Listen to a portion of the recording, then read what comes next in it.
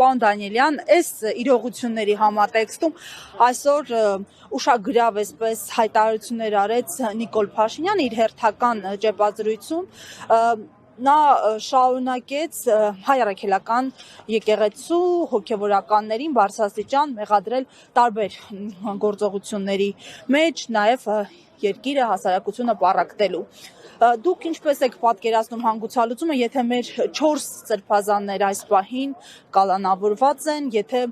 եկեղեցին շարունակում է թիրախում մնալ։ Նախ երկրի գլխավոր գերագույն պառակտիչը Պարզաով է, դրա անունը Նիկոլ է, ազգանունը Փաշինյան։ Այդ մարդն է պառակտել, այդ մարդն է սև ու սպիտակի բաժանել, նախկին ներկայի բաժանել, այս տարածաշրջանի, այն տարածաշրջանի, գիտեք իր նախկինում խոսույթ է արցախցի մեր քույր եղբայրների հետ կապված, գիտեք որ եկեղեցին այնի պառակտում, այսինքն ինքը պառակտման մարմնավորումն է, էլի, եւ խոսել պառակտման մասին, որ երկիրը արդեն ընտանիքների մեջ համատել, ընտանիքի ներսն արդեն պառակտում մստում, ավելորդ է, էլի, այսինքն բարձա թիվ 1-ը ինքն է եւ որևէ մեկը պառակտման կողմնակից չի, հակառակը միաբանության կողմնակից է եւ հայ առաքելական սուրբ եկեղեցին այն տեղն է, որտեղ որ ինքը հիմա կներեք այս արտահայտությանս համար սրբապղծություն է կատարում եւ դա ավելի քան ակնհայտ է։ Ինչ վերաբերվում է սրբազանների հետ կապված, սրբազանների գործն էլ ակնհայտ չի գործ, դրա մասին բազմաթիվ անգամներ ասել են եւ այսօր դատական նիստերի դահլիճում ուղիղ սրբազան հայրը ասեց դրա մասին։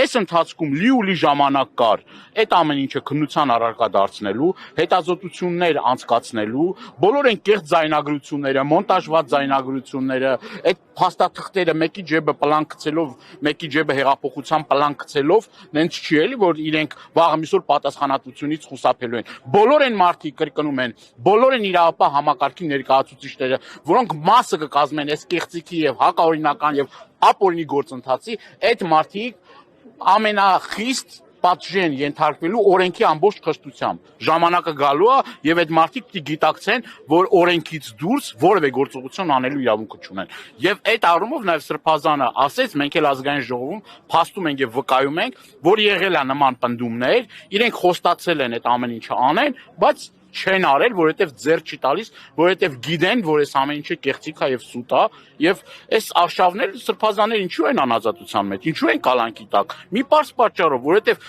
քանդման, պառակտման գործընթացը Նիկոլ Փաշինյանը սկսել է 18 թվականի իր իշխանության գալուց հետո, նոր Հայաստան, նոր հայրապետ։ Պարոն Դանիելյան, դուք պարբերաբար տեսակցում եք սրբազաններին, Արշակ սրբազանի նկատմամբ այդ խիստ միջոցները, որ կիրառում են, թույլ չտալ շփվել եւ այլն, նպատակը որն է, ինչ վախեր ունեն, թե ուզում են լրիվ մեկուսացնել եւ այսպես հոգեբանորեն ճնշել։ Նախնական փուլում ես ուզում եմ նաեւ հիշեցնել ձեզ, որ Մկրտիչ սրբազանի տեսակցություններն արգելված, Միքայել Սրբազանինը չեն արգելել, որովհետև արդեն դատական կեղծ ապօրինի որոշում կա կայացված։ Այս հարցում իհարկե այդ ճնշումները նաև Արշակ Սրբազանի վրա կար։ Արշակ Սրբազանն էլ իր հայտարարության մեջ նշել, որ մինչև էտել նաև իր վրա են փորձել ճնշումներ գործադրել, այսինքն միանալ տիրադավներին կամ գնալ անազատության մեջ հայտնվել,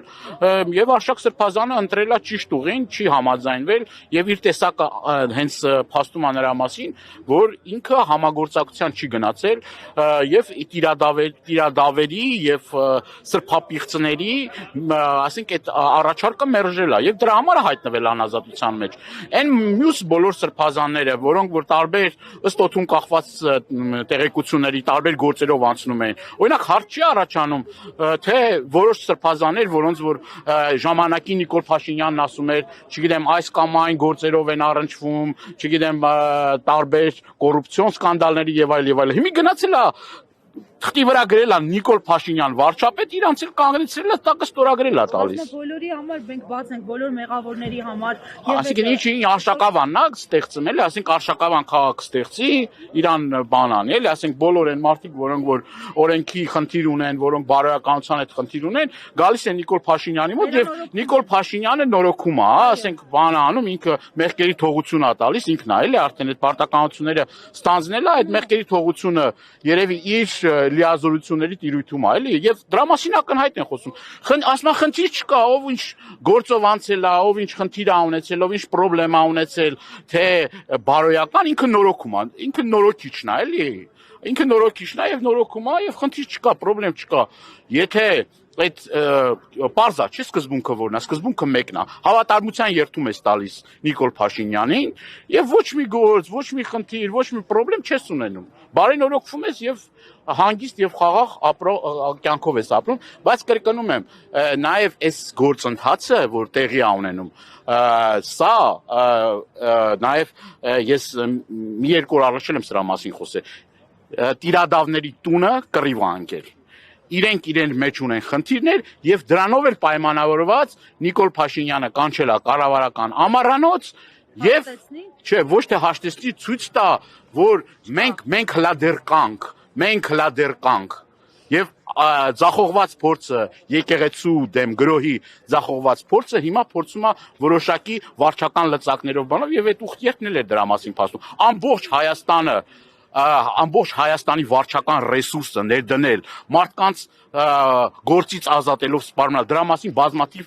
տեսանյութեր ձայնագրություններ կան եւ հավաքես չգիտեմ 1000 կամ 1500 մարդ սա տոտալ ձախողում է ժողովրդին չթվա թե որոշներին մոլորեցնելով որոշ մարդկանց մոլորեցնելով իբր ցույց տան որ գիտեք ինչ կա իր շուրջը համախմբված մարդիկ են կա փողոցը իրենը չէ ժողովուրդը իրեն մերժում է ինքը մնացել է վարչական լծակների եւ մի քանի տիրադավների այսպես ասած հույսին է մնացել